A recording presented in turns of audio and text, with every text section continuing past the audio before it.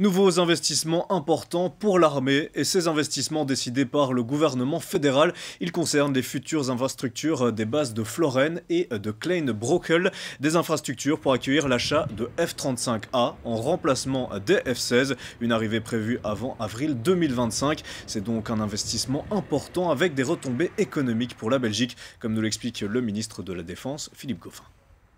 Depuis mon début de mandat comme ministre de la Défense, j'ai eu à cœur de mettre en avant finalement la défense dans ses différentes composantes. La défense n'est pas assez connue du grand public, je trouve, et donc je trouve important de pouvoir mettre en avant les différentes qualités, les différents talents qui travaillent au sein de la défense. C'est un élément.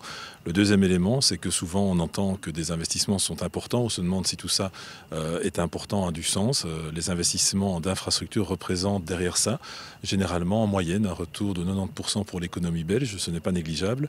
Et donc le fait que la défense aujourd'hui investisse notamment ici à Floren est un gage de confiance, un gage d'ambition pour le pays, avec là derrière aussi des retombées importantes et pour la région et pour le pays dans son ensemble, puisque quand on liste un peu les entreprises dans d'autres domaines d'investissement belges qui ont eu finalement un retour positif, eh bien on s'aperçoit qu'elles sont nombreuses et c'est souvent d'ailleurs dans des domaines de technologie très avancés.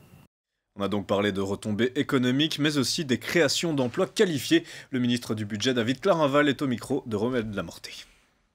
On ne sait pas encore très précisément le nombre d'emplois que cela va créer, mais ce sont plusieurs centaines d'emplois qui vont être créés dans notre pays, dans ces différentes entreprises, mais aussi dans les bases militaires, parce que ce sont des éléments importants d'investissement, et donc il faudra de nombreux recrutements, et aussi des emplois qualifiés, des ingénieurs, des techniciens, des militaires qui vont pouvoir trouver du travail aussi dans les entreprises qui vont développer ces technologies. Donc ce sont plusieurs centaines d'emplois qui vont être créés dans les années à venir grâce à ces investissements.